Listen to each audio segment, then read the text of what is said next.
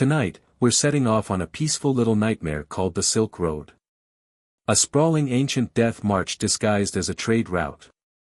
You've probably heard it romanticized, camels silhouetted against golden dunes, merchants swapping silk and spices beneath lantern-lit tents. But let's be clear, this wasn't some majestic journey of cultural enlightenment. It was thousands of miles of heat stroke, frostbite, robbery, starvation, and camel spit. The Silk Road didn't care about your exotic dreams. It cared about whether you'd make a good skeleton for some future explorer to trip over. Before we begin, take a moment to like the video and subscribe, but only if you genuinely enjoy these history bedtime stories. Let me know in the comments where you're tuning in from and what time it is for you. It's always fun to see who's listening from around the world. Now, dim the lights, settle into your sheets, and as your body relaxes, allow your mind to drift somewhere far less forgiving across a landscape of political backstabbing, violent terrain, and fermented mare's milk. So, you've decided to become a Silk Road merchant. That's adorable. Maybe you're in it for the money, dreaming of silks, spices, and a future where your children can afford shoes. Or maybe you're running from something, debt, disgrace, or a mildly inconvenient execution warrant. Either way, you've slapped together a caravan of irritable camels, hired a few travel companions whose backgrounds you probably should have investigated more thoroughly, and pointed yourself toward a city you can't pronounce on a map you definitely traced from someone else's. Congratulations! You've just committed yourself to one of the most dangerous, physically exhausting, logistically catastrophic undertakings in the pre-modern world. And you're doing it in wool, in summer, in the desert. Let's talk time frame. You're not just anywhere in history. You're in the year 1260 CE, a banner year for chaos and commerce. The Mongol Empire is at its sprawling, blood-soaked peak, stretching from China to Hungary under the dubious blessing of Kublai Khan and various other Genghis-adjacent family members. The empire has ushered in what scholars like to call the Pax Mongolica, a term which implies peace, but really just means you're less likely to be murdered by random bandits and more likely to be murdered by organized ones with official tax permits. Trade is booming. Roads are mostly intact. And you, poor soul, have chosen this exact moment to join the caravan ranks with no diplomatic protection and a stomach that still can't handle goat milk. If you're picturing the Silk Road as a single grand highway, a cobbled ribbon stretching from Xi'an to Constantinople, disabuse yourself of that fantasy immediately. It's not a road. It's a network. A mess. A sprawling tangle of branching paths, crumbling mountain trails, and drifting desert crossings that stretch over 4,000 miles, depending on how often you get lost. Some routes veer north through the steppe. Others cut south along the edges of Persia.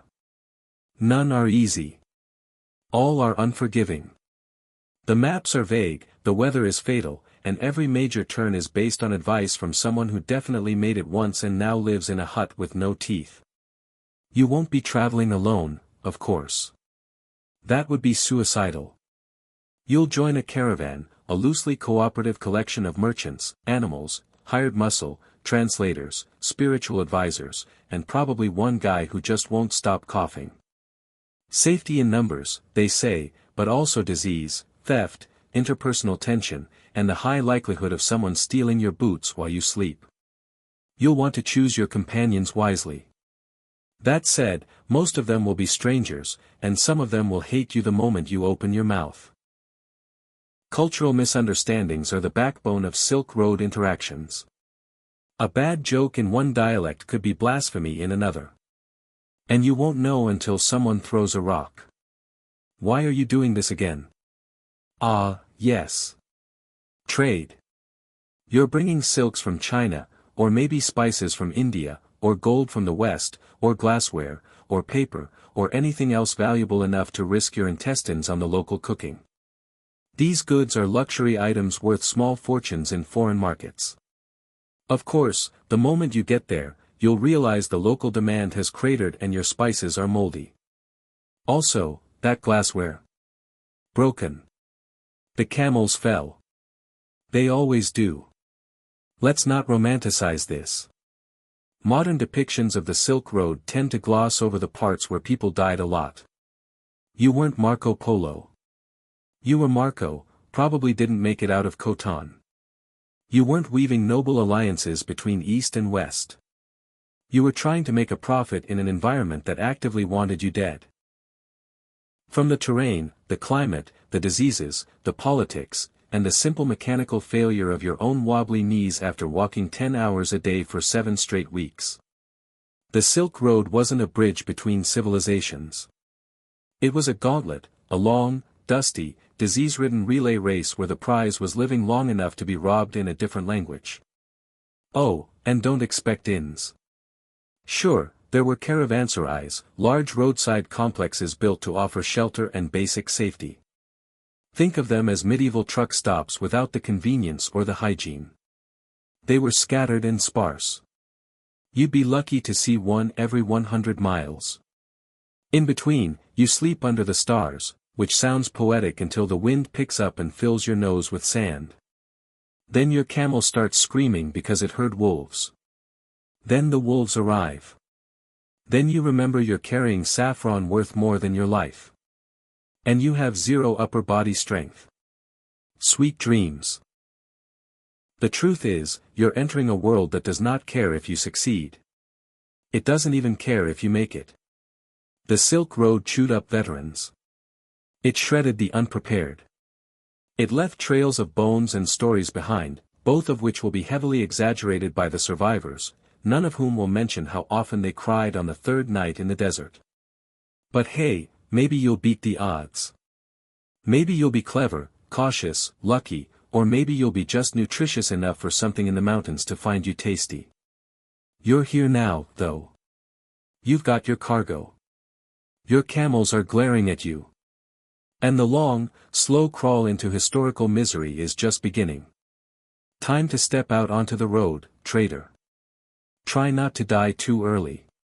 It ruins the pacing. Before you can die in the desert, you first have to pack for it. And that's where the fun begins. The thing about preparing for the Silk Road is that you're not just packing for a trip. You're packing for several different ways to suffer. Every item you choose must serve at least 3 purposes: trade value, survival, and not killing you by accident. That beautiful bolt of brocade? It also needs to double as a sunshade and a burial shroud, depending on how the week goes. Those dried apricots? Hopefully nutritious, probably just decorative. Definitely going to melt in your bag and ferment into something you'll pretend is wine when morale hits rock bottom. First, the animals. Camels are non-negotiable. Horses are too soft for the terrain, and mules have the stamina of a baked potato. You need Bactrian camels, the ones with 2 humps, a bad attitude, and the ability to survive off thorny weeds and pure spite. Each camel can carry roughly 400 pounds, but you'll need to balance that load carefully. Too much weight, and it'll sit down in protest. Too little, and it'll spend the whole day trying to chase butterflies. Your camels are your lifeline, your transportation, your mobile storage unit, and the only living thing on this trip less enthusiastic about it than you are. They also scream, not metaphorically, they actually scream, loudly, often in your face. Then there's your team. You're not doing this alone, unless you have a death wish and no one to inherit your debts. You'll need a guide who knows the land, the languages, and which rivers are full of bandits pretending to be toll collectors. You'll also need translators, like, plural, because you'll be moving through a kaleidoscope of cultures and dialects. One wrong inflection could turn "good morning" into "I slept with your goat." And that's a hard diplomatic hole to crawl out of. You may want to hire guards as well, assuming you can afford it. The problem is that armed men with nothing to lose have a tendency to switch employers mid-journey, usually to the side with more money or fewer rules about stabbing. Now, for the trade goods. What are you carrying, merchant? Silk is always in demand, if you can get your hands on it. Spices, too, especially things like cinnamon, saffron, and cloves, all of which are light, valuable, and almost guaranteed to leak into your socks. Gems are a safe bet, as long as they're real, which they probably aren't. Paper, porcelain, tea, lapis lazuli, the list is endless and mostly unobtainable. And don't forget, you'll need samples to show along the way because everyone wants to haggle without actually buying. You'll be unpacking and repacking your goods so many times, you'll develop a permanent squatting posture and the lower back of a man 30 years older. Then comes the survival gear. You'll need water skins. Lots of them. Not because they're reliable, but because most of them will tear, rot, or mysteriously vanish when you're halfway between oases. Food. Dried meat, flatbread, raisins, maybe some barley you can cook into porridge when morale dips low enough. You'll also carry cooking pots, fire-starting tools, and spices, not to impress your caravan mates, but to try and make dried goat taste like something other than regret. And don't forget spare boots, needles, and thread, tent fabric, and enough rope to fashion a makeshift pulley system, a shelter, or, depending on how bad things get, a noose. Medicine is a delicate subject. There isn't much of it, and most of it doesn't work. You'll carry herbal poultices, maybe some dried scorpion powder if your apothecary is creative, and a few charms blessed by monks, priests, or whatever holy man you could find on short notice. You're not sure if any of it works, but when your stomach starts doing somersaults in the middle of the Gobi, you'll pray to every deity you've ever heard of and swallow anything that doesn't scream on the way down. Ah, but don't forget the bribes. You'll need coins. Copper for the commoners, silver for the gatekeepers, gold for the guards who pretend not to notice when you skip the quarantine inspection. You'll need small luxury items, too, glass beads, colorful cloth, maybe a dagger with decorative etching. These are not optional. Every town, every checkpoint, every local strongman with an ego and a sword will expect tribute. And if you don't pay, you'll either be detained, robbed, or enthusiastically flogged for offending regional dignity. You'll also need gifts for other traders, officials, even innkeepers. Never assume a transaction is done just because you paid the first time. By now, your packs are groaning, your camels are glaring, and your purse is weeping. You've already spent more money preparing for this journey than you'll probably make by completing it. And you haven't even left yet, but it's too late to back out. Your goods are packed, your guides are impatient, and your pride is louder than your common sense. Besides, how bad could it really be? You look at the horizon, at the endless stretch of dirt and sky, and take a deep breath. It smells like dust, camel sweat, and distant anxiety. You mount your ride, secure your saddlebags, and give the signal to move. Ahead of you lies 1,000 ways to die. Behind you lies the life you couldn't stand. Welcome to the journey. You're officially packed for the apocalypse. The sun hasn't even risen yet, and already your camel is trying to bite you, not playfully, not affectionately, just pure, unfiltered malice wrapped in fur. You're quickly learning that Bactrian camels, despite being the heavy lifters of the Silk Road, are not grateful for the opportunity. They are surly, stubborn, loud, and smell like someone fermented an old rug in a vat of goat milk. They also have the emotional range of a wet sock until you try to load them, at which point they unleash a noise somewhere between a scream and a death rattle. Welcome to your new reality. The camel hates you. And, if you're honest, the feeling is starting to be mutual. Once the camel finishes insulting your ancestors, you're off. A caravan on the Silk Road doesn't move like an army or a parade. It lurches, slowly, unevenly, like an exhausted centipede held together by twine and anxiety. Your pace is dictated by the weakest animal, the worst terrain, and the most unpredictable weather. A good day means 20 to 25 miles of progress.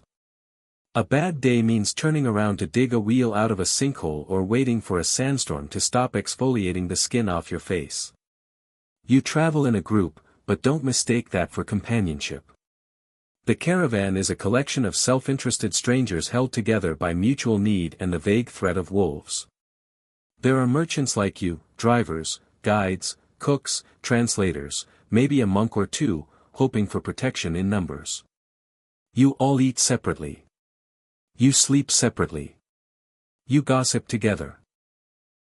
The closest thing to unity you'll find is during mealtime, when everyone agrees the stew tastes like boot water and someone should probably check if the cook is even trying anymore. Navigation is a collaborative exercise in guesswork. You follow the stars at night and the bones of less fortunate travelers by day. If you're lucky, you've hired a guide who's actually been here before and isn't just making confident-sounding declarations like, "We turn left at the big rock," when there are 17 identical rocks in every direction. There are maps, of course, hand-drawn nightmares that are equal parts speculation and creative optimism. You learn quickly that most routes weren't designed for efficiency. They were designed around things that might kill you slightly less quickly. The rhythm of the day is a mix of monotony and mild dread. You rise before the sun, pack your gear, coax your camel into motion, and walk for hours through wind and dust and temperatures that can swing 40 degrees between morning and night. You try not to think too hard. Thinking leads to noticing how your boots are rubbing your feet raw or how your lips are cracking like old parchment. You hum, maybe recite prayers in 3 languages, count the flies on the rear end of the camel in front of you, anything to ignore the creeping realization that you're only on day 5 of what might be a 3-month journey. When the sun begins to set, you stop. Camp is a fluid concept. Sometimes it's a sheltered clearing by a stream. Sometimes it's just a patch of rock that looks slightly less murderous than the others. If you're fortunate, you find a caravanserai, a kind of medieval rest stop built to house travelers, their animals, and the germs they brought with them. These are large, enclosed courtyards with rooms around the perimeter. You might get a place to sleep off the ground, a bowl of stew, and a chance to hear 3 different origin stories for the same merchant scar. Caravanserais are the social hubs of the Silk Road, where news, goods, and bacteria are exchanged with equal enthusiasm, but even the relative safety of a caravanserai doesn't guarantee rest. The walls might protect you from raiders, but not from the guy 2 mats over who snores like a dying ox, or the infestation of fleas that arrived with the fur trader from the north. You lie awake some nights, listening to unfamiliar languages echoing through the walls, wondering if that cough in the corner is just a cold or something that'll end your career early. Eventually, you drift off, not into real sleep, but into a kind of blinking trance that counts as rest, only because you're too tired to argue with your own biology. Then it's morning again. Your back aches from sleeping on what felt like a burlap sack filled with gravel. Your hands are swollen from gripping the reins, and your camel is already foaming at the mouth in protest because you looked at it wrong. You eat a breakfast that tastes like compressed sadness, check that no one stole your boots, and haul yourself back into formation. The desert waits. So do the mountains and the storms. And the next town with guards who think your perfectly legal cinnamon smells like contraband. This is the heartbeat of the Silk Road, long stretches of silence, discomfort, and repetition, punctuated by bursts of fear or frustration. The road doesn't want to kill you quickly. It wants to wear you down, grind your spirit into dust over the course of endless trudging days and restless, flea-bitten nights. And it's working. Your boots are thinning. Your patience is fraying. Your camel has started making eye contact when it spits. This is your life now. Welcome to the journey. There's something especially unnerving about a place whose name translates, more or less, to go in and you won't come out. The Taklamakan Desert doesn't try to hide what it is. There are no poetic metaphors or misleading travel brochures, just an open, sun-bleached graveyard of wind-polished bones and bad decisions. And now, thanks to your equally poor decision-making skills, you're about to walk right into it. Your guides look grim. Your camels look unimpressed. And you? You're already thirsty. Stretching over 130,000 square miles in what is now western China, the Taklamakan is one of the largest, driest, and most deliberately unwelcoming deserts on Earth. It's a basin of death, surrounded by jagged mountain ranges and haunted caravan legends. For Silk Road travelers, it is the gauntlet between oasis cities, a howling void of heat and silence, where the earth has nothing to offer except regret. There were routes that skirted the northern and southern edges, clinging desperately to strings of oases like drunks holding on to lampposts. But even those safe routes could turn fatal if the wind shifted or your water ran low, which it often did. The sand here isn't soft and picturesque. It's fine, aggressive, and omnipresent. It gets into everything: your ears, your eyes, your food, your soul. It finds the smallest openings in your clothes and proceeds to exfoliate your skin into submission. You spend most of the day squinting and blinking, chewing on grit that wasn't in your mouth an hour ago. Even when the wind isn't blowing, and it usually is, the heat radiates off the ground in shimmering waves that make every distant hill look like a mirage and every mirage look like salvation. You begin to suspect that your camel is hallucinating, too, because it just spent 10 minutes trying to walk toward a rock that doesn't exist. And then, of course, there are the storms. Sandstorms in the Taklamakan don't arrive with warning. They just appear, like a punishment from a god you forgot to bribe. The sky goes yellow, then gray, then brown, and then disappears entirely. The wind starts screaming louder than the camels, which is impressive, and visibility drops to nothing. You pull your scarf over your mouth and try to remember which direction was forward. The sand cuts your face like 1,000 tiny knives. Your caravan stumbles forward in blind, slow-motion chaos. By the time the storm passes, you've lost feeling in your lips, one of your water skins, and probably your sense of optimism. The Taklamakan is also a graveyard, quite literally. Archaeologists have found remarkably well-preserved mummies here, their bodies desiccated by the dry air and shallow burials. And while that might fascinate scholars, it should concern you. Because for every mummy with a museum display, there were dozens more who didn't even get a proper burial. You'll sometimes find bones scattered in the sand, travelers who didn't make it to the next oasis, left where they fell because digging in this terrain is a waste of time and effort. If you're lucky, your caravan will mutter a prayer and keep moving. If you're not, someone might take your gear before the sand does. To make things even more cheerful, the Taklamakan is laced with legends. Ancient travelers spoke of spirits that haunted the dunes, voices in the wind calling your name, shadowy figures glimpsed in the heat haze, strange lights dancing just beyond reach. Were they hallucinations brought on by dehydration and sunstroke? Probably. But it doesn't matter, because when you're stumbling, half-conscious, under the weight of your pack, your brain is happy to supply demons, anything to explain the gnawing feeling that something is watching you just over the next ridge. And then there's the cold. Yes, cold. You might think a desert only knows how to burn, but the Taklamakan is generous in its cruelty. At night, the heat disappears in minutes. The wind becomes icy, and your sweat turns to frost against your skin. You'll try to sleep, wrapped in every scrap of fabric you own, your teeth chattering, your joints aching from the day's punishment. You'll dream of rivers and shade and baths and wake up to sand in your mouth and a camel snoring next to your face.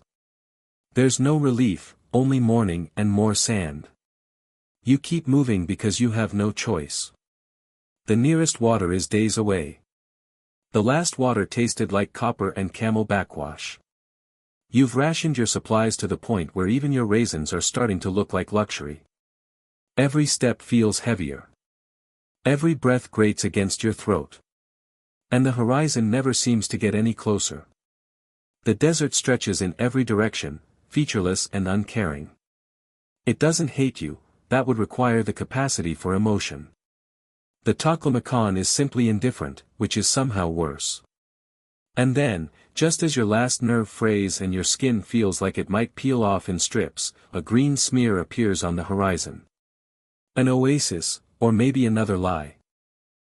But this one doesn't shimmer. It doesn't flicker. It holds.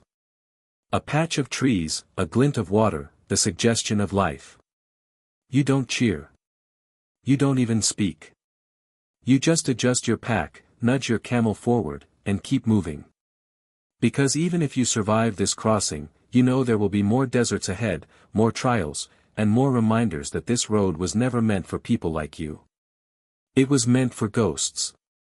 You made it out of the desert, and for about 5 minutes, you thought that meant things would improve. You saw some trees.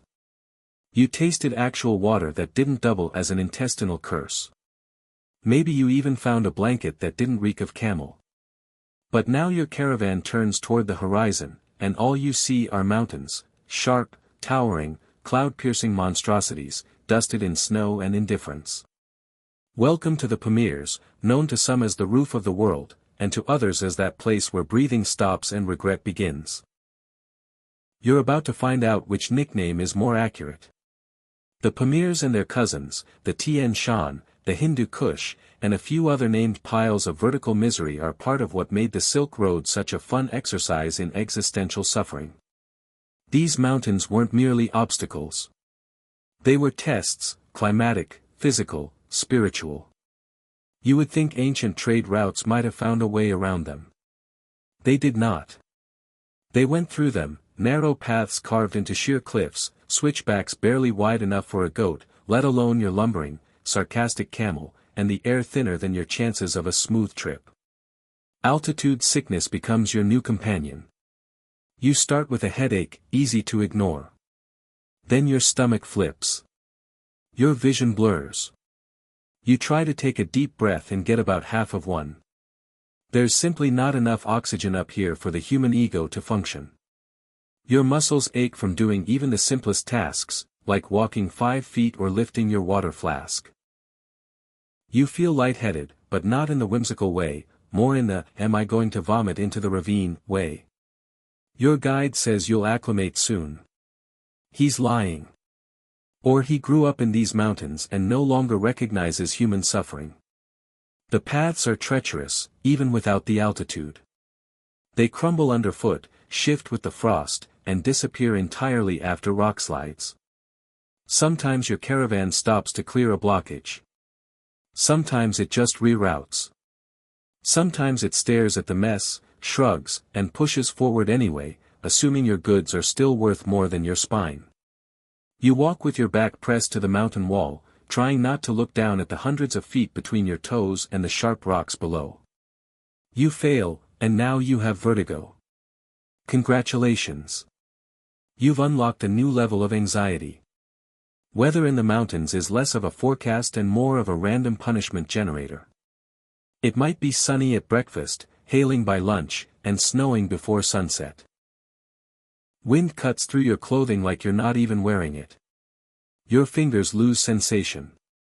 Your nose turns red, then white, then numb.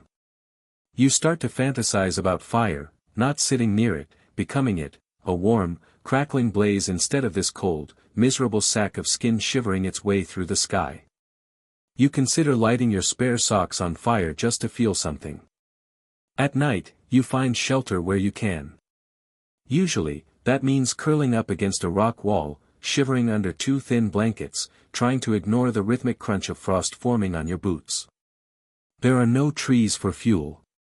Your meals are cold, hard, and mostly theoretical. You chew dried meat that could double as armor and sip tea that tastes like boiled regret. Some nights you huddle close with your fellow travelers, not out of camaraderie, but because hypothermia is a team sport now. Your breath fogs in front of your face, your thoughts move sluggishly. You begin to suspect your kidneys have stopped communicating with the rest of your organs. Even the animals struggle here.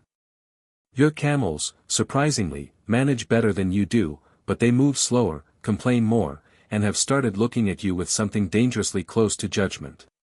If you brought pack goats or yaks for the narrower passes, they fare a little better, but they still occasionally slip, trip, or just sit down and refuse to go further.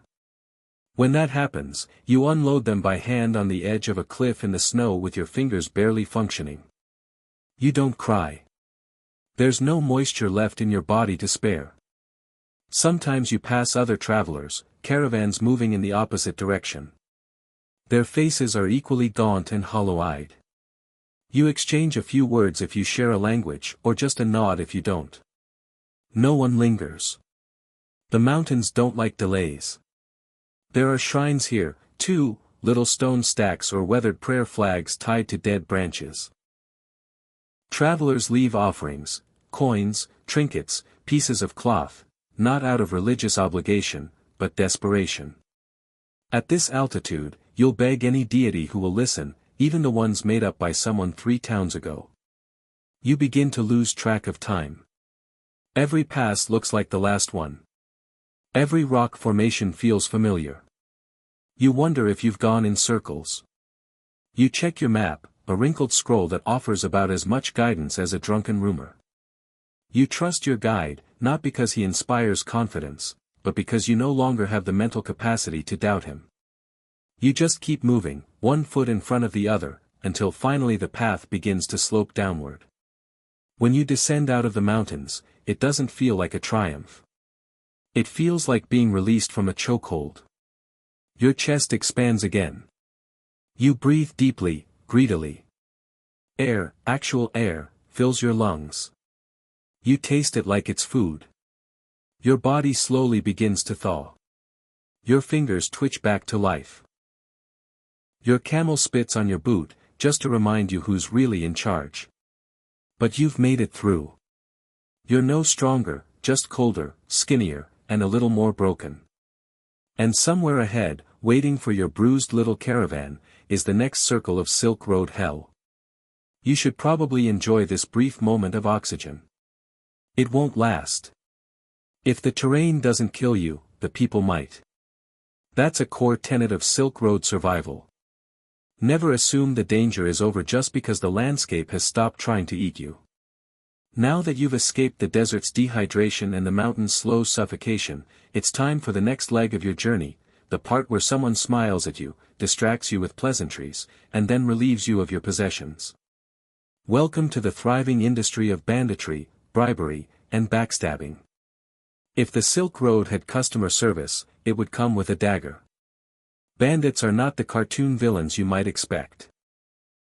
They're not always dirty men in rags jumping out from behind rocks. Sometimes they're that group of friendly locals who rode alongside your caravan for a day, offered dried apricots, and then came back at night to steal your camels. Other times, they're part of an unofficial toll booth, a polite word for a loosely organized gang that charges passage fees and punctuates denial with sharp objects. Some even wear uniforms. You'll be robbed by men claiming to be soldiers, officials, tax collectors, or religious enforcers. Some of them might even be telling the truth, which doesn't make it any better. You might think your caravan is prepared. You've got guards, right? At least 2 of them, probably 3, if the budget stretched far enough. Unfortunately, guards are expensive, disloyal, and often recruited from the same towns as the people trying to rob you. It's not uncommon for a caravan to be attacked, only for the guards to accidentally miss the warning signs, or worse, to join in. And if you manage to fight off a bandit crew once, don't celebrate too loudly. Word spreads. Now you're the caravan that's worth the effort. Next time, they'll bring friends. Even without outright attacks, corruption is a daily companion. Every checkpoint along the route, and there are many, presents a new opportunity to lose money, patience, or both. City guards will inspect your goods and find problems you didn't know existed, a missing trade permit, a forbidden spice, a religious text in the wrong language. These are usually solved by placing a few silver coins into the right palm. Too little, and they confiscate your best wares. Too much, and you're suddenly on every corrupt official's generous idiot list. It's a delicate art, one you'll never quite master. Then there's betrayal from within. Your caravan is not a family. It is a temporary alliance held together by profit and fear. And both of those can erode faster than your trust. You start to notice things going missing. A pouch of coins here, a bolt of silk there.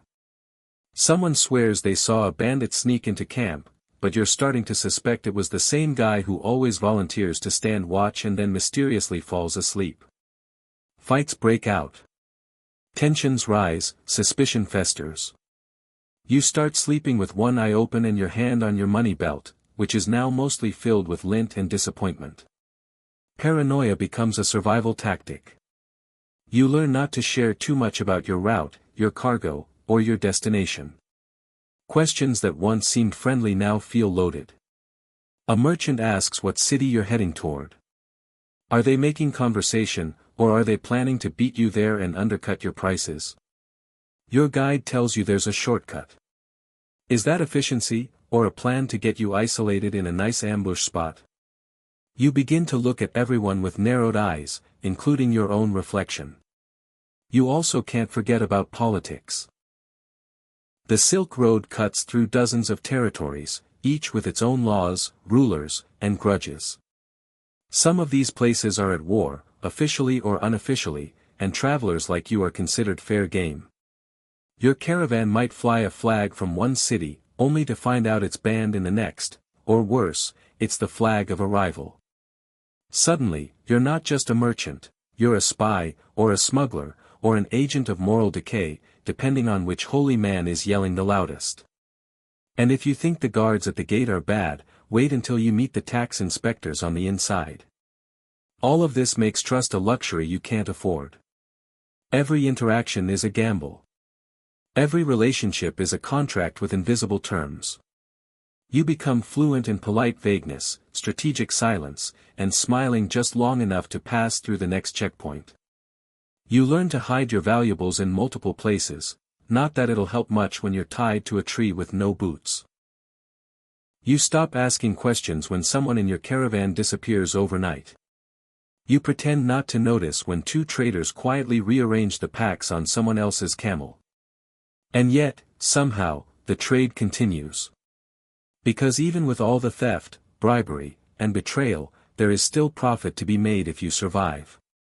If you keep just enough of your goods and just enough of your sanity, the Silk Road isn't fair. It was never meant to be. It's a long, winding network of opportunity built atop the bones of the unlucky and the naive. And now you're part of it, just another trader walking the line between commerce and chaos, hoping the next stranger you meet wants your spices, not your blood. After weeks of choking sand, crumbling mountain paths, suspicious stew, and the occasional attempted mugging, you finally arrive at a city. A real one, with walls, towers, and gates carved in at least 3 scripts you can't read, guarded by men in fur-trimmed lamellar armor who absolutely do not want to let you in. But a few coins, a borrowed smile, and a list of half-truths about your cargo later, the gates creak open, and you're ushered into one of the Silk Road's glittering prize cities. Maybe Samarkand, maybe Bokhara, maybe Kashgar. Honestly, at this point, geography feels less important than the simple miracle of not sleeping beside a screaming camel for one night. At first glance, the city is a marvel. Minarets rise like stone lances into the sky. Domes glitter in the sun, tiled in turquoise and gold. The streets are a blur of color and motion.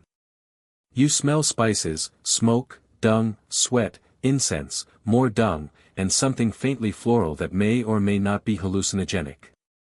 Every corner pulses with life. You're surrounded by voices. Some singing, some arguing, some haggling, some issuing subtle threats in such melodic tones that you don't realize what's happening until someone gestures for your severed hand. This is the bizarre, the heaving, contagious, multilingual bloodstream of the Silk Road. It's a market, a negotiation pit, a rumor mill, and a low-level fever dream. Traders from every corner of the Mongol Empire and beyond crowd into this chaotic mess, Chinese merchants with lacquered goods, Indian spice dealers, Arab glassmakers, Armenian silversmiths, Genoese middlemen, Persian rug sellers, and one man trying to convince you a painted lizard tail is actually a dragon's finger. He's almost convincing. Almost. You don't shop here, you navigate. The paths between stalls are barely wide enough to exhale without brushing someone's sword hilt. Children dart underfoot, either playing or pickpocketing, it's hard to say. Merchants bark prices at you in Mongolian, Persian, Uyghur, Arabic, and a few creative hybrids. A monkey escapes. A sheep blocks your path. A pomegranate hits you in the ear. You reach for your coin pouch and discover your translator holding it up with a tired smirk. For now, doing business here is a kind of ritualized warfare. You sit down with a trader, a man who pretends not to notice you, pretends to cry, pretends to storm off, then returns an hour later demanding a discount and a bottle of wine. You trade your saffron for bolts of silk, which you suspect have been marked up to orbit. You smile. He smiles. You both know this is a con, but neither of you wants to lose face. Haggling is a performance. It's theater with financial consequences. And you're not a great actor. The cultural soup here is dense enough to choke on. You see Mongol officials on horseback flashing pesa tablets, those little metal passports that let them demand food and shelter in the name of the Khan. You see Sogdian scribes with ink-stained fingers, Nestorian Christian priests in worn robes, and Buddhist monks swaying gently while burning something suspiciously resinous. You try to remember which greetings are respectful and which accidentally imply that someone's mother is a donkey. Your translator is sweating. You're pretty sure he just betrothed you to someone's niece. Ah, and the food. It smells like paradise dipped in garlic and set on fire, grilled lamb, honey cakes, spiced stews, fried pastries, flatbread still steaming from the tandoor. You tell yourself one bite won't hurt. One roasted apricot later, you're in a public latrine, praying for death. Mongol cities have thriving food cultures and absolutely no understanding of germ theory. You drink hot tea obsessively, not for the taste, but because boiling water is your last defense against your own intestines. Lodging, naturally, is a nightmare. The city is packed. Traders snore like war drums. One man insists he fought a snow leopard in the Pamirs, naked. You find a spot in a shared room above a candle shop that smells like rancid tallow and regret. You sleep in your clothes. You tuck your money pouch under your shirt. You keep one hand on your knife and the other on your boots. Trust is for locals. And while you're juggling commerce, gastronomy, and gastrointestinal trauma, the local politics quietly sharpen their knives. Mongol governors like to appear friendly. They smile. They permit religious freedom. They let merchants travel relatively safely. But they also collect taxes like it's a competitive sport, employ informants in every tea house, and occasionally execute guests just to remind the rest of the room who's in charge. Trade is good, but your presence is tolerated for now. You leave the bazaar, not triumphant, but upright. You made some trades. You avoided being robbed, arrested, poisoned, or married. You only got moderately ill. You're a little richer, a little wiser, and significantly more constipated. The city gave you stories, merchandise, and possibly a new parasite. And now the road is calling again, that long, dry, cursed corridor stretching out toward yet another disaster. You adjust your pack, you wince at your camel, and you keep walking because that's what traders do until they don't. After a long day of sweating through your last clean tunic and avoiding pickpockets with religious enthusiasm, there's nothing quite like sitting down to a hot meal and wondering if it's going to kill you. Along the Silk Road, food is essential, unpredictable, and frequently a biological weapon in disguise. It reflects the local geography, available livestock, trade connections, and, most importantly, how far down the culinary ladder desperation has taken you. You'll eat whatever's put in front of you. The real question is whether you'll regret it during dinner or several hours later while whispering apologies to a bush.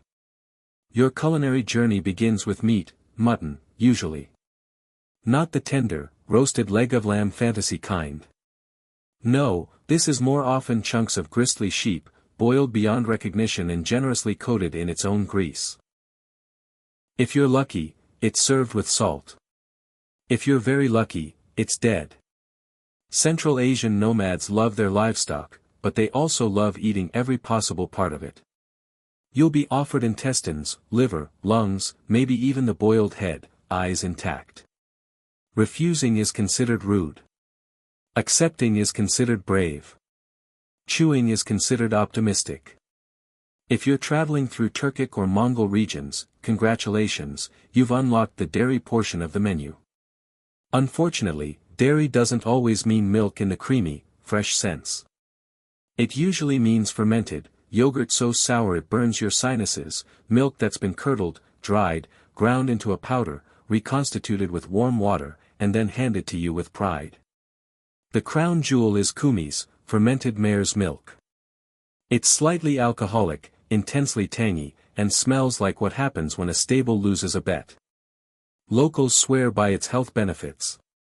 You will swear, too, but not in gratitude. Grains make an appearance when geography allows. In the cities, you'll find wheat-based flatbreads cooked in tandoor-style ovens, occasionally sprinkled with sesame or poppy seeds. They're chewy, sturdy, and only mildly dusty if you drop them while fleeing an argument. Rice might grace your bowl further east, often boiled into a kind of porridge and mixed with dried fruits, nuts, or chunks of very unidentifiable protein. In leaner regions, you're looking at barley, millet, or whatever grain hasn't been devoured by rats, locusts, or your fellow travelers during a particularly tense night. Fruits and vegetables are seasonal and inconsistent. Apricots, grapes, melons, and dates appear in the more fertile areas, usually dried for travel or mashed into syrups. You'll spot onions, garlic, carrots, and maybe some herbs at roadside stalls or city markets. But don't get too excited. Anything fresh is a gamble. Did the water used to wash that fruit come from a clean well, or the same stream where a man was washing his infected foot? Is that lovely green herb a garnish or a hallucinogenic mistake? Culinary roulette is part of the fun. Spices are both blessing and curse. They're everywhere along the Silk Road: cinnamon, cloves, saffron, turmeric, pepper, traded in tiny quantities worth their weight in gold. They can disguise rancid meat, flavor bland porridge, and make a stew feel like an exotic experience. But they can also hide the taste of spoilage, making it harder to know whether your stomach is cultural adjustment or parasitic invasion. And once you get used to a certain spice blend, the next town will cook with something entirely different, usually stronger, occasionally toxic. Surprise! Water is the real challenge. You can't trust it, not from streams, not from wells, not even from city fountains where birds bathe, children splash, and questionable traders wash questionable things. Boiled tea becomes your lifeline. It might taste like bitter grass or burned wood, but it's safer than the alternative.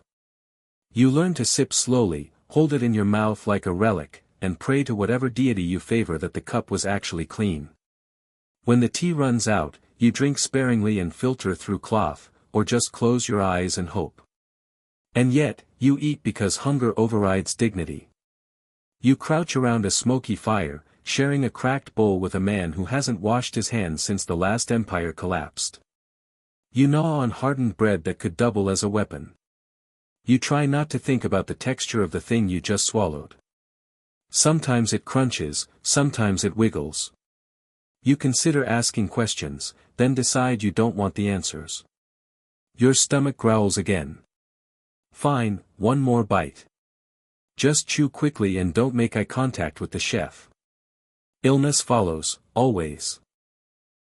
Maybe not today, maybe not tomorrow, but eventually, your digestive system will file a formal complaint. Diarrhea is the most frequent visitor, often arriving without knocking. Then come the fevers, the cramps, the mysterious rashes. Someone in your caravan is always recovering from something. Someone else is always entering a new gastrointestinal war. You stop asking for diagnosis and start assigning names to your symptoms. You call this one the apricot incident. You name that one goat regret. Still, food is a strange comfort. Meals are moments of stability, however questionable the contents. Around a shared pot, travelers talk. Deals are made. News is traded. Jokes are told. Laughter happens, even if it ends in a coughing fit. The food may be terrible, but the act of eating is human. And after a day spent dodging bandits, bribing guards, and losing track of your camel again, a hot bowl of mystery stew might be the closest thing you have to a reward. You finish your meal, wipe your hands on your robe, and sit back with the uneasy peace of someone who knows full well they've ingested something their body will soon reject. That's tomorrow's problem. Tonight, your belly is full. Sort of.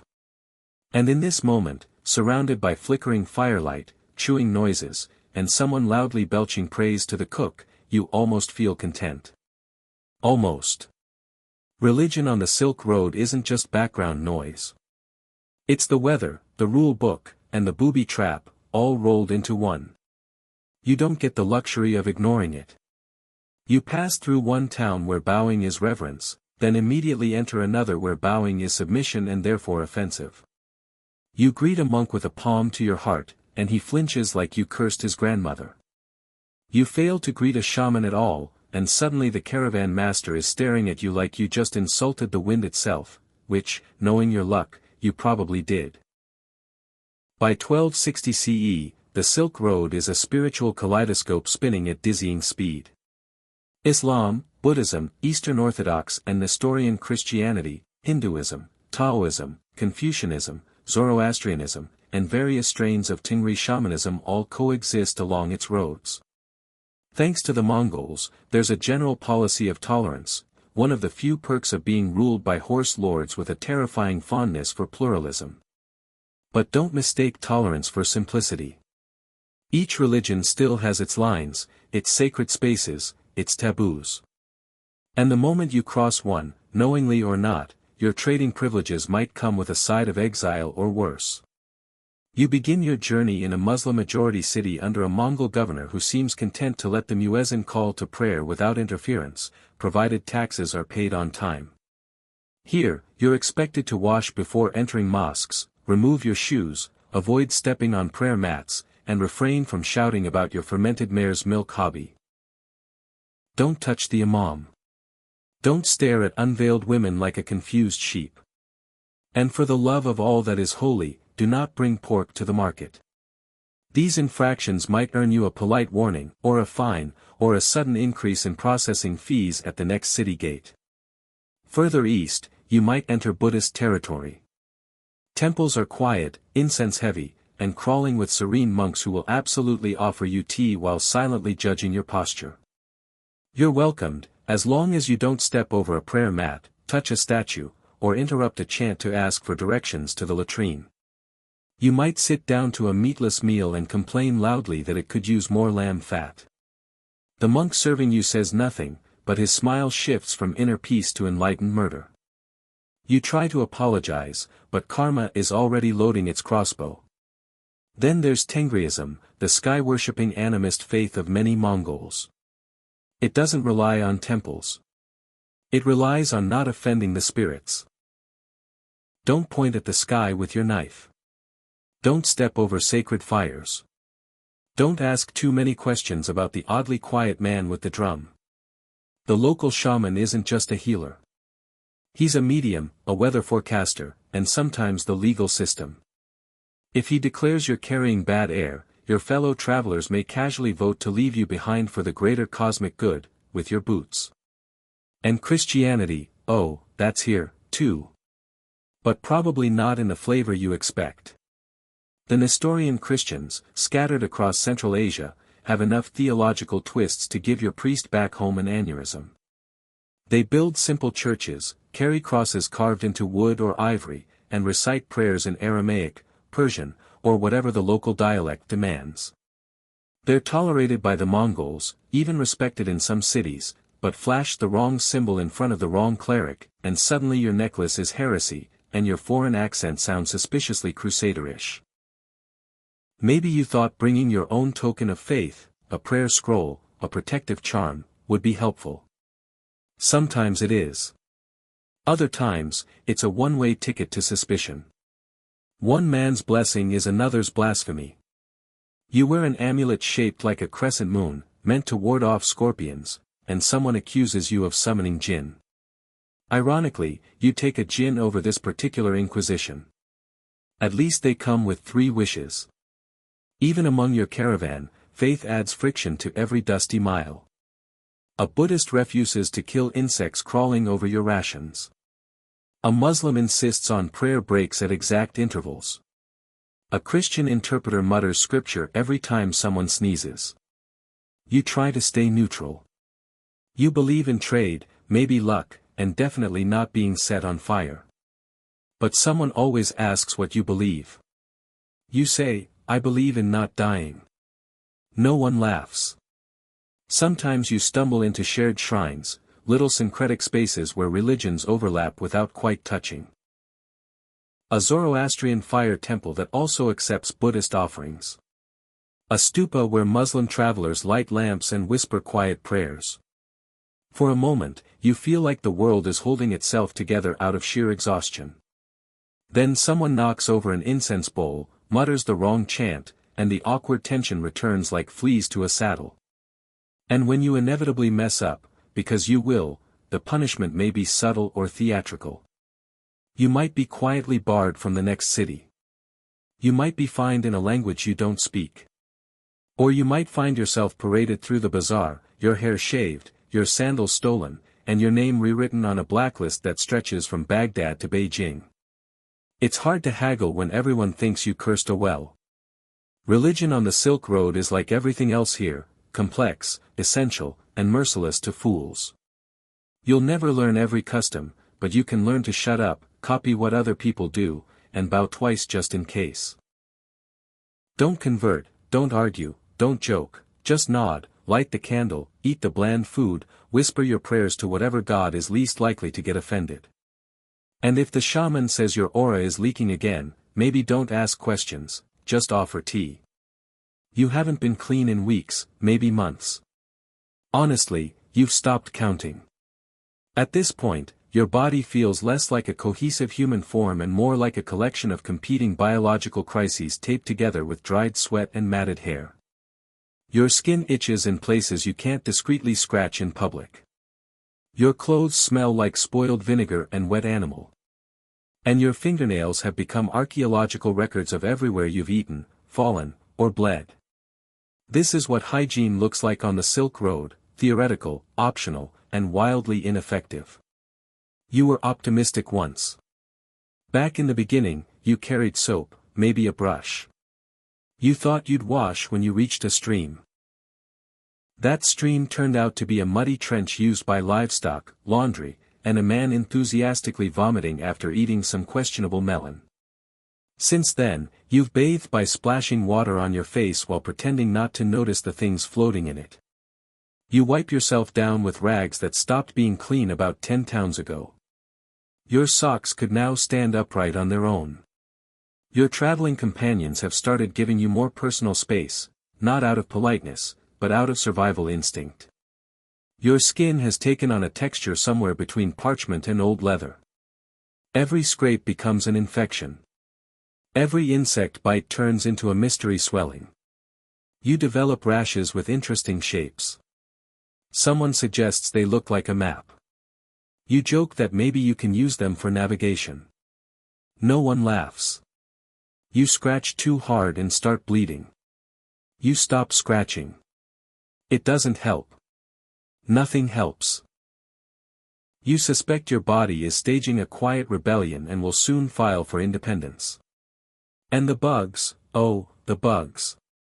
You have lice now. Multiple kinds. Some live in your hair. Others have colonized your underclothes. They bite. They lay eggs. They host community events. You try everything, ash, vinegar, prayer. And still they thrive. One morning, you find a flea in your breakfast. You eat around it. You're too tired to care. Bedbugs join in next, hiding in the straw mats you sleep on at inns and caravanserais. They emerge at night, take what they need, and vanish before dawn like little criminal syndicates. You've started naming the more persistent ones. Carl is particularly aggressive. You hate Carl. Disease, of course, is not content to stop at minor infestations. It comes for your gut, your lungs, your skin, and occasionally your sanity. Dysentery is the most common companion, a punishing, humiliating ordeal that turns your digestive system into a leaky faucet. You eat something vaguely goat-shaped, and 12 hours later, you're reduced to whimpering behind a bush, holding on to your water flask and your pride by equally thin threads. Cholera makes an appearance, too, if you're unlucky, and you probably are. There's no shortage of people coughing blood in public spaces and then insisting they're fine. Public baths offer a sliver of hope, structured, social, and vaguely promising. In cities like Bokhara or Baghdad, you might find a hammam or a communal bathhouse. You strip down, soak in hot water, scrub off weeks of crusted regret, and emerge feeling something close to human, until, of course, you realize the water is recycled and someone upstream used it to wash a goat, a corpse, or their latest pustule. The steam opens your pores. The germs waltz in. You leave cleaner, but more infected. Congratulations. Skin diseases abound, boils, sores, weird blotches that shimmer slightly in the right light. Someone in your caravan develops what looks like leprosy, and suddenly no one wants to share food with him. There's whispering, then avoidance, then banishment to the back of the line. You don't know if it's leprosy or just another mysterious rash, but you do know that social distancing has existed for longer than you thought. You start sleeping with your arms wrapped around your belongings, not to guard them from thieves, but to avoid skin-to-skin contact with the man beside you, who is now visibly flaking. Your teeth are no better. The combination of stress, poor diet, and a distinct lack of dentistry means you're starting to feel your molars wiggle. Your gums bleed when you chew anything tougher than bread. You try to smile less. It hurts anyway. Your breath could be weaponized. You'd brush if you had bristles. You try using a twig once. It snaps. You give up. You pretend it's cultural. Infections spread quickly. One cook cuts his hand while butchering a lamb. 2 days later, his whole arm is swollen and purple. Someone suggests a poultice. Someone else suggests amputation. They compromise by doing neither and watching. The cook stops cooking. The food gets worse. You try not to think about how often your own hands are nicked, blistered, or just weirdly damp. You wonder how many diseases are incubating quietly under your fingernails. Medicine exists in theory. Your caravan carries a pouch of dried herbs, a pot of mystery ointment, and a man who once shadowed a healer for 3 weeks and now calls himself a physician. He applies foul-smelling paste to your rashes and tells you to avoid stress. You laugh until you pull a muscle. He offers a tea that smells like burned grass and sadness. You drink it.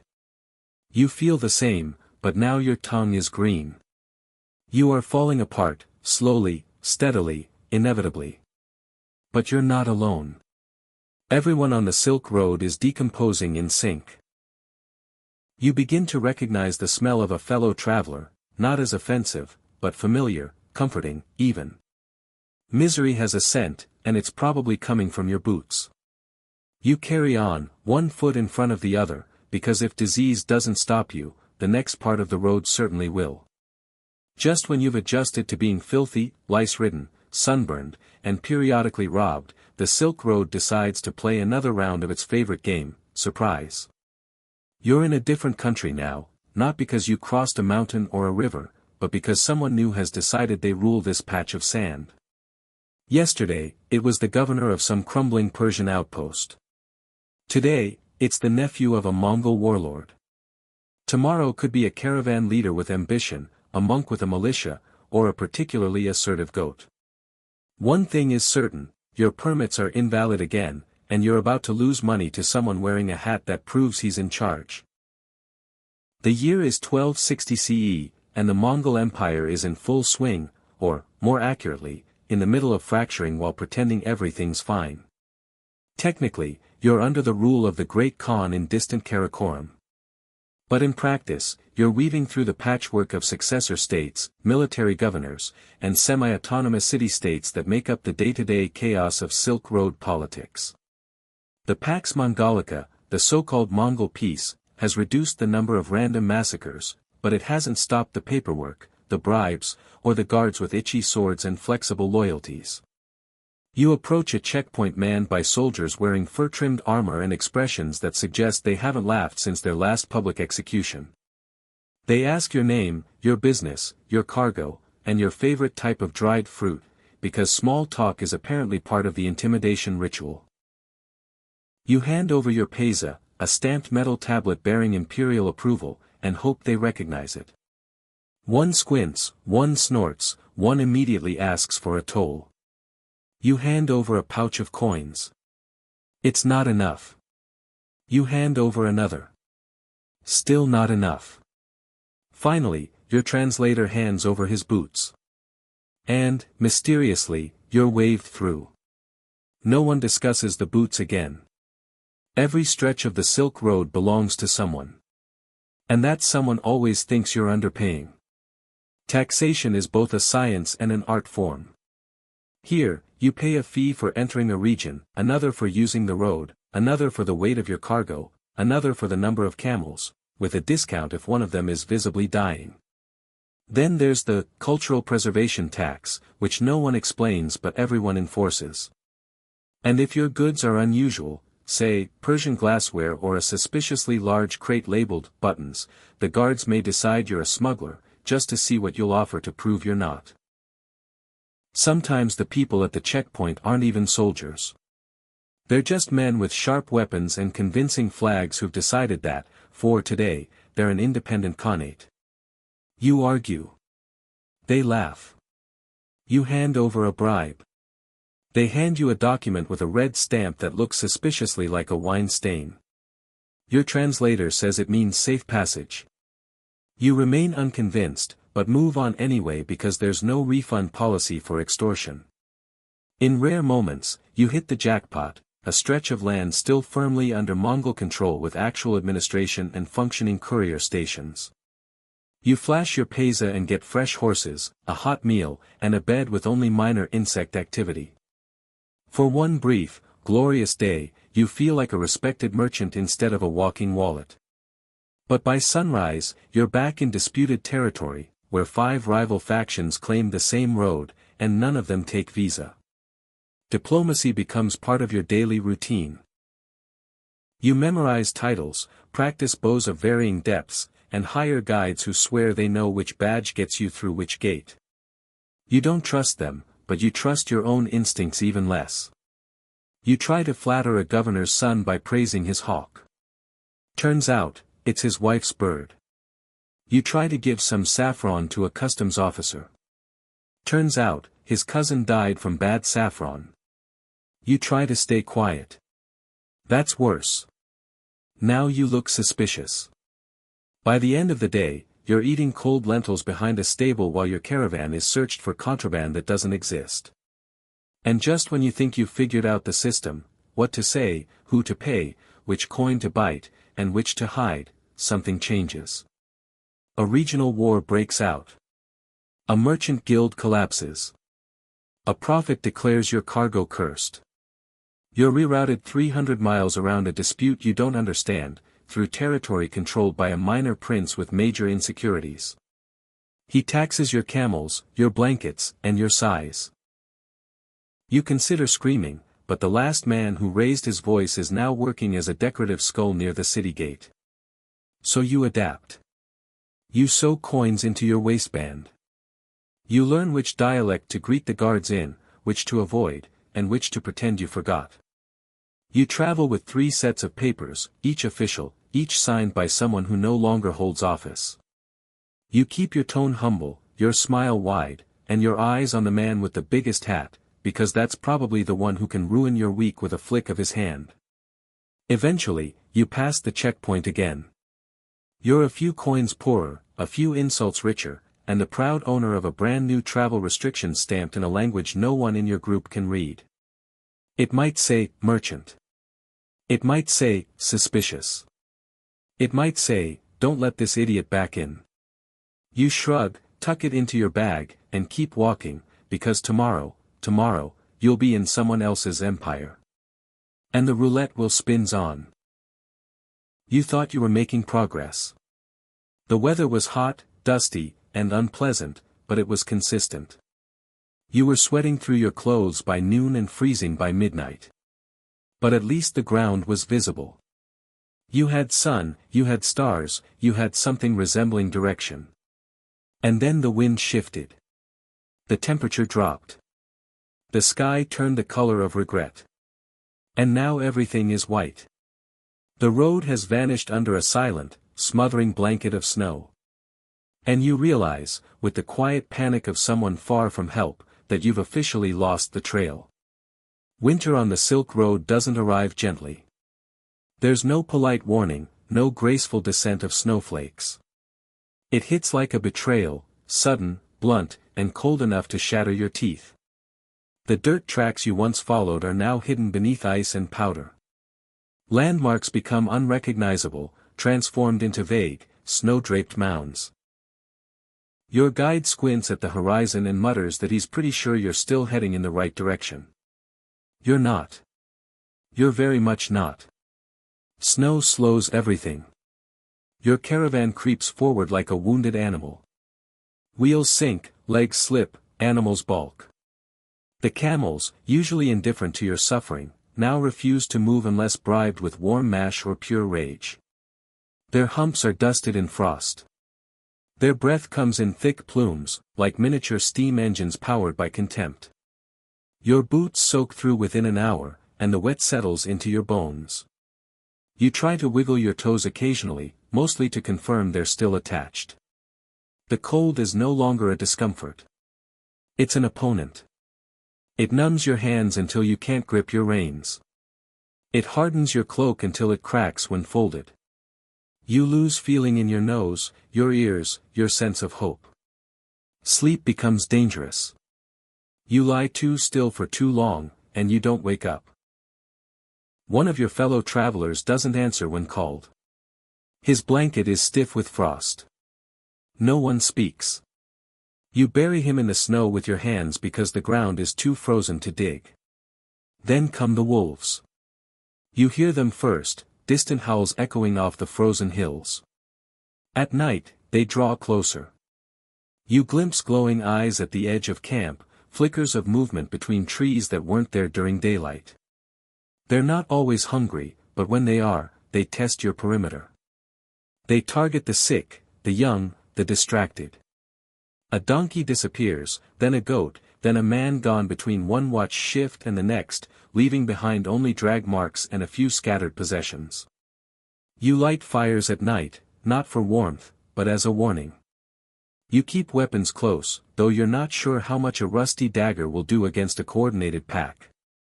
Getting lost isn't a sudden event. It's gradual, like slipping into a fog you thought you could walk through. One missed turn, one river crossed a little too early, one landmark buried under snow. The caravan hesitates, doubles back, argues, splits. Some insist they know the way. Others demand to wait it out. You try to keep moving because stillness is death. But every mile feels like gambling. You no longer trust your map. You no longer trust your guide. You barely trust your own memory. That rocky ridge, wasn't it supposed to be on the left yesterday? Panic creeps in, not loudly. It seeps through the cracks in your confidence. You start second-guessing everything. Your supplies are low. Your animals are faltering. Your fellow travelers are exhausted, half-frozen, and visibly beginning to lose their grip. Someone starts talking to the fire like it's answering back. Someone else spends an hour staring at the snow, whispering that the road is beneath it, as if the right prayer might part the drifts. You begin to understand why people go mad in the cold. It's not the silence that breaks you. It's the possibility that you're walking in circles, that the next ridge is the same one from 4 days ago. Food becomes rationed, then halved, then guessed at. You chew dried meat that tastes like rope. You boil snow to drink, which is technically water, but somehow manages to make you thirstier. Hunger turns you mean, tense, distrustful. You eye your fellow travelers, not with suspicion, but with calculation. Who's slowing you down? Who still has food hidden in their packs? Who looks like they're considering eating the pack animals, or you? Eventually, the snow thins, the wind dies down. You descend into a lower pass, and suddenly the road reappears like a miracle, a muddy strip winding through half-dead trees and frozen mud. You stumble forward, too tired to cheer, too sore to care. You've made it through the blizzard. Sort of. You're thinner, colder, and more paranoid than before, but alive, technically. The truth is, the Silk Road doesn't just test your endurance. It erodes your sense of direction, geographic and mental. It leaves you wandering, literally and figuratively, through landscapes designed to break your body and scramble your compass. And when the snow finally melts and the path becomes clear again, you don't feel triumphant. You feel lucky, and you don't trust luck. Not out here. You came here to trade. At least, that's the story you keep repeating to yourself, to border officials, and to the slightly suspicious monk who's been eyeing your cargo for the past 3 days. You're a merchant, a humble, hard-working, honest merchant. And yet, somehow, your bags seem to be carrying more secrets than saffron. Because here on the Silk Road, especially in the Mongol-controlled year of 1260, no one is just a merchant. Not really. By now, you've figured out that the line between legitimate trader and criminal courier is almost comically thin. Maybe you're transporting bolts of Chinese silk, dried fruit from Bukhara, or lapis lazuli from Afghanistan, all perfectly legal. Officially. Unofficially, there's that pouch sewn into your saddlebag, the one you definitely don't open in public. It might contain banned manuscripts from Persia. It might contain imperial Chinese court gossip scrolled in code. It might, and this is the dangerous one, contain silkworm eggs. Because while silk is valuable, the means of making it is worth empires. And carrying silkworms out of China? That's not commerce. That's espionage, punishable by death, ideally public and prolonged. The Mongols, for all their love of trade, still respect China's strict sericulture laws. The Yuan court doesn't want other powers breeding their own silk, but plenty of people do. And so, the worms move, in hollow walking sticks, behind false walls and crates, stitched into the hems of diplomatic robes. If you're lucky, they don't hatch early. If you're unlucky, they do. And you're left explaining why your luggage is full of hungry larvae and damp mulberry leaves.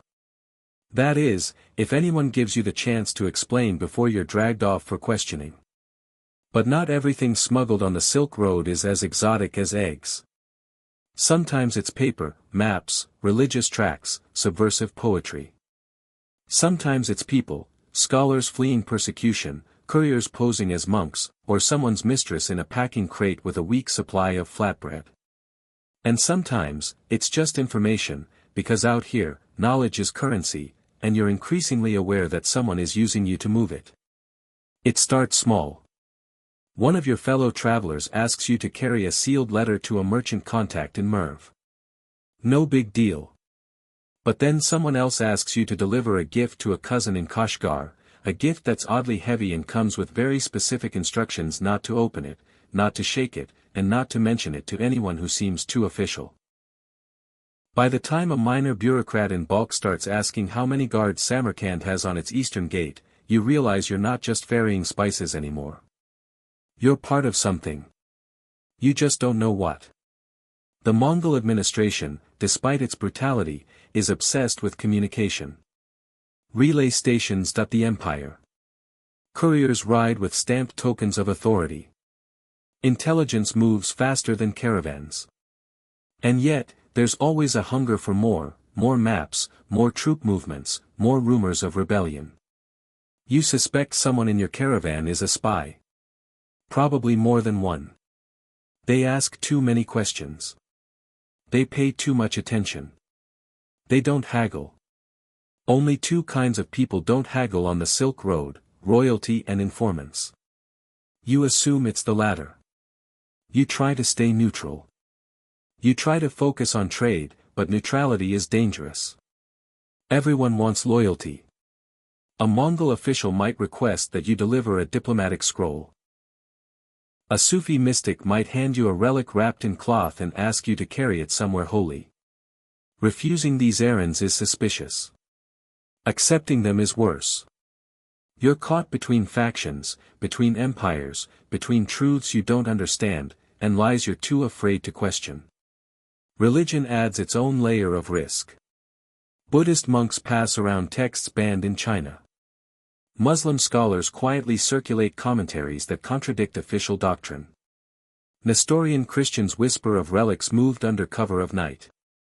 You've shared meals with all of them. You've said prayers in languages you don't speak.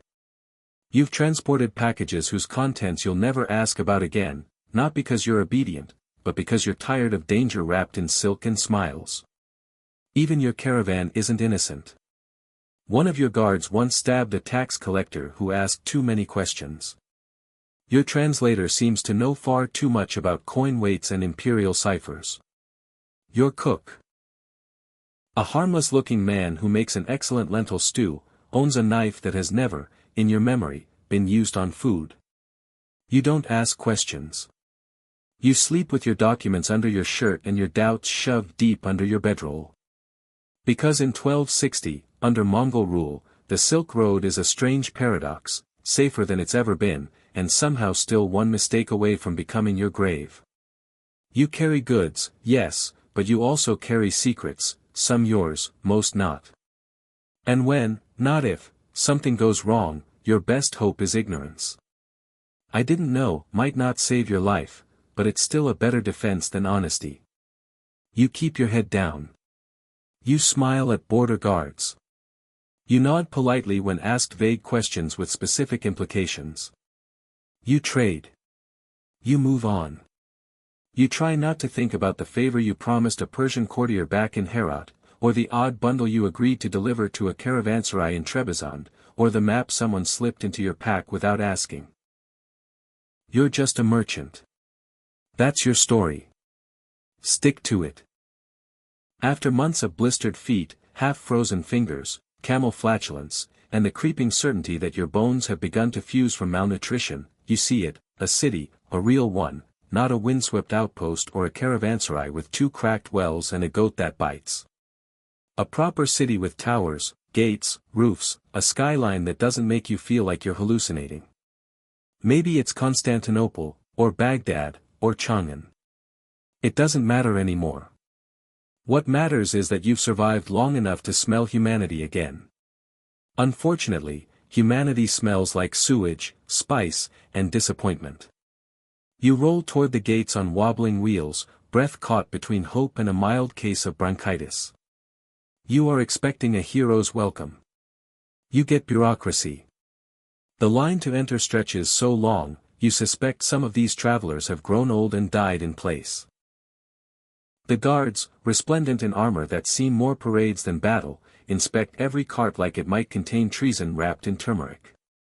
They check your documents. They check your camels.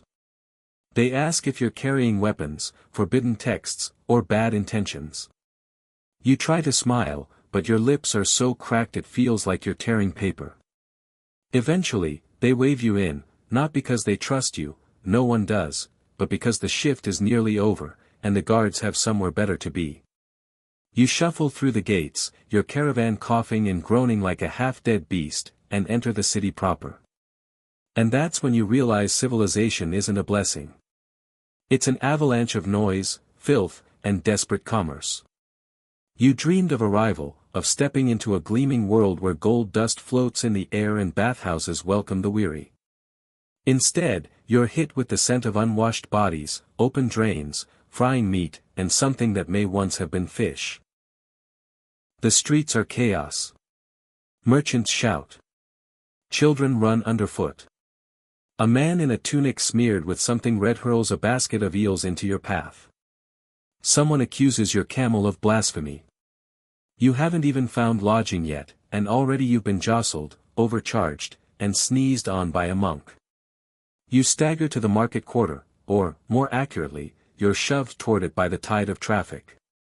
Your arrival here, you thought, would mean profit, respect, validation. Instead, you find saturation. Dozens of caravans beat you here, bringing silk so fine it shimmers like oil, and spices so fragrant they make your pepper smell like mildew. You spread your wares, bolts of fabric, a few carefully preserved bundles of cloves, maybe a decorative trinket you were assured was very desirable. A buyer glances, then moves on. Apparently, yours is the kind of merchandise that looks better under dust and optimism. The haggling begins, or tries to. You name a price that once made sense. They laugh. You name a lower price. They yawn. Eventually, you're offering silk for less than the cost of your own undergarments and being told it's still overpriced. You sell a pouch of cinnamon for 2 copper coins and an apology. You trade a bronze clasp for half a loaf of bread and a shrug. One man offers you a single boiled onion in exchange for your entire stock of thread. You nearly take it, not because it's a good deal, but because it's the first hot thing you've seen in 3 weeks. You console yourself with the idea of resting, maybe a warm room, a real bed, the miracle of a bath. Then you meet the city's rental market. Inns are crowded. Private rooms are mythical. The cheapest bunk costs more than your camel is worth and comes with 6 roommates, 2 rats, and 1 philosophical debate about whether lice count as divine punishment. You end up in a narrow loft above a money changer's shop. The ceiling leaks, the mattress has fleas, the walls are paper thin, which is how you learn far too much about your neighbor's digestive habits. To legally sell here, you need papers, licenses, stamps, endorsements, possibly a minor miracle. The city's scribes are either missing, asleep, or hiding behind layers of bureaucracy so dense they require translation. Each document costs money. Each office charges a fee. Each fee requires another signature, which means another line. You begin to miss the simplicity of bribes. At least bandits had the courtesy to rob you quickly. By the time your permits are approved, the market has shifted again. Prices have dropped. Demand has dried up. You're told the fashion this week is indigo, and your goods are the wrong shade. You consider shouting. Instead, you sit quietly on a mat that smells like garlic and defeat, trying to look respectable as you sell the last of your clothes to a man who openly tells you he plans to resell them at double the price. And then, the worst realization, you have to decide what's next. Do you stay in this city, scraping out a life among strangers who speak 6 dialects and trust none of them? Or do you turn around and walk the whole cursed road in reverse, older, thinner, half-broken, and no more welcome than when you arrived? You wanted glory. You got grit. You wanted wealth. You got onions. The city is here, civilization in all its loud, steaming, overcrowded majesty. And it smells unmistakably like disappointment. Welcome home. You made it, somehow, against nature, odds, and your own bodily failings. You clawed your way across the Silk Road and lived to tell the tale. You arrived in the city, bruised, half-starved, lice-ridden, and you even managed to sell a few things before the market spat you back out. You tasted civilization. You smelled its drains. You stood in a public square and contemplated collapsing. And now, just when your legs have stopped shaking and your bowels have stopped rebelling, someone asks, "So, when are you heading back?" You laugh. Then you realize they're serious. Because, of course, this wasn't a one-way pilgrimage. This was a round trip. You're not a hero returning from a quest. You're a merchant. You came to buy and sell, not to settle down and become a local oddity.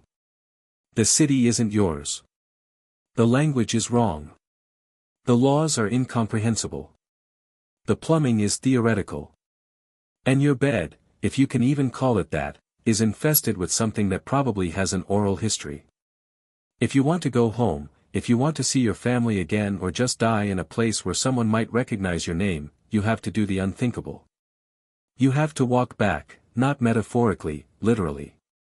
Walk, ride, crawl, limp, whatever gets you over those mountains and through those deserts again. Only this time, you're starting in worse shape. Your clothes are torn. Your camel hates you. Your knees sound like musical instruments when you crouch. You smell like a fermented nightmare. And the rash that once itched is now oozing in complex rhythms. You've lost weight, teeth, and faith, but not your obligations. So you load up your pack with new goods, fewer coins, and a deep